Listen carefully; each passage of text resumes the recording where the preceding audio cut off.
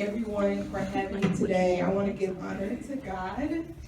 I want to give honor to my family that's here supporting me. And I also want to give honor to Stephanie for just thinking of me to speak to such a beautiful audience, and also to Genesis Life, the women's shelter that is going to be benefiting from this pageant. So I just want to thank you guys for having me. Just to give you a little bit of background about myself.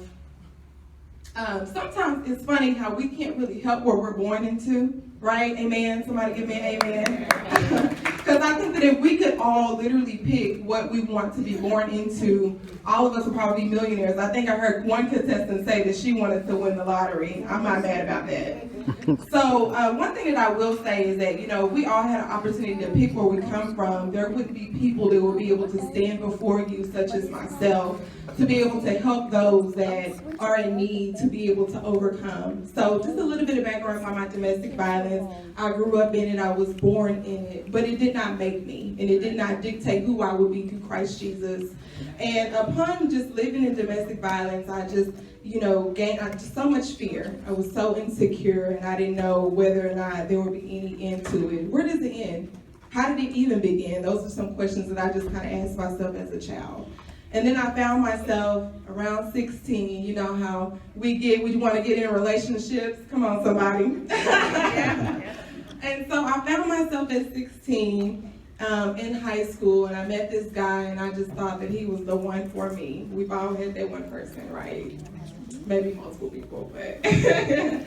So I thought that this person would just absolutely be for me, and I trusted in him, I confided in him, he confided in me, and all of my insecurities I just placed in his hands, just really hoping and wanting that it would make me a better person. And I would say maybe about 6 months into our relationship, we were at Taco Bell, come on tacos, and he didn't like an interaction that I had with another gentleman, because he was just dealing with some insecurities himself. And it was the first time he actually hit me. We were in the car, I'll never forget it, and he hit me in the head, and my head literally plunged across the car. And I remember telling myself as a child that I would never ever put up with domestic violence. It would be something that I would never encounter, but yet I was there experiencing what I was always terrified about. So it's one thing that I will say is that you have to be very careful about what you say you won't go through, because the moment that you put your guard down, you will be right there experiencing it and going through it. And so I ended up staying in this relationship, very toxic, for about 6.5 years.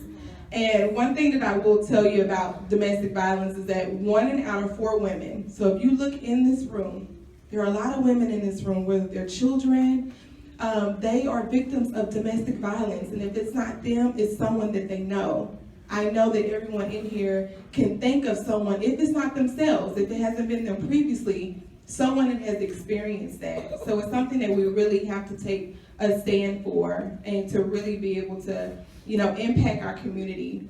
And nevertheless, being in this relationship, I thought that as a woman that I could fix him, that I can change him, I can make him better. I can really make him better. What was so, wrong about me? It was my fault.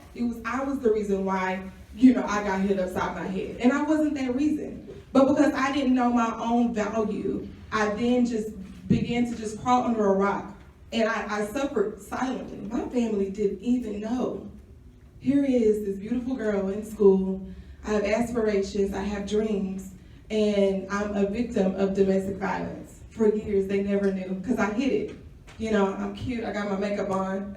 But under these scars, there were so many wounds and things that I hid away, because I didn't really feel like anyone would be able to relate to me. And I was embarrassed, and I was humiliated. And I didn't want to inflict that same pain on my family.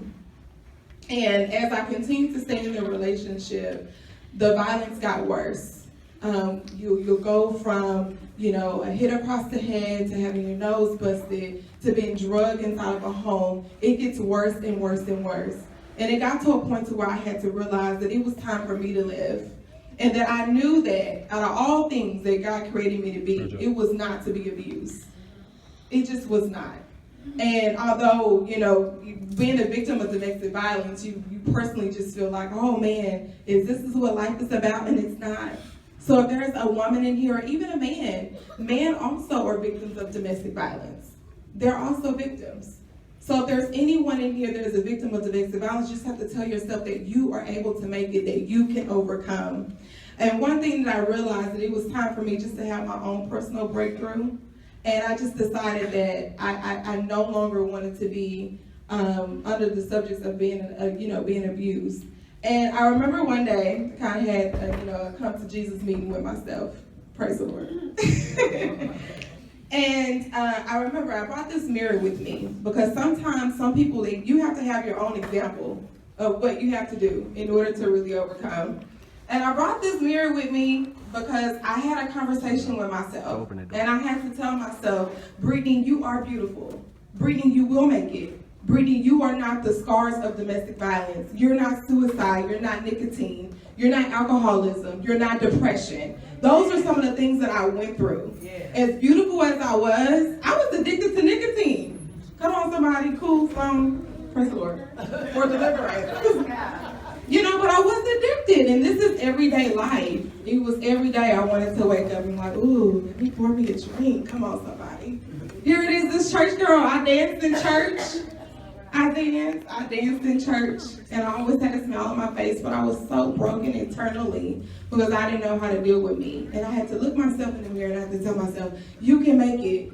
You can do it. You can be all things through Christ that gives you strength. You can step out of where you've come from so that you can make an impact for the world. And so I just want to tell you, even if that means that you got to get counseling, even if that means that your family has to rally together to get you on the right track, that's what you have to do. Because that's what my family did. It was like, oh, this poor child, she just done lost it, But those are just some of the, just the symptoms that people go through. And so I just wanted to provide a little bit of encouragement to anyone that knows anyone, or if you yourself are a victim of domestic violence, that you can make it. You don't have to be another statistic. You can proceed and you can move on. You can step out of what's familiar and walk right into your destiny. You don't have to let those ties discourage you, to make you feel insecure, to make you feel like that was the life that you were created to be, because I'm here to tell you that it wasn't. And in the moment that I thought enough of myself to just break through, I found so many more beautiful things about Brittany that I didn't even know existed. I didn't know existed until I really just had to shred away all those things that were not for me, that were not meant for me to even endure.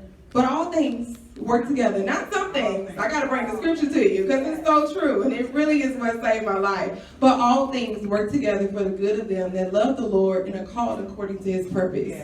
So even if you are abused, you have to know that God can still use you. Even if you were drugged, you can still provide a word to someone else. And I just wanted to bless you guys with that today. And I really hope that it does inspire someone to just be better and to love themselves. I just want you guys to love yourselves. Love yourself enough to walk away. Save your life. Your voice is your power.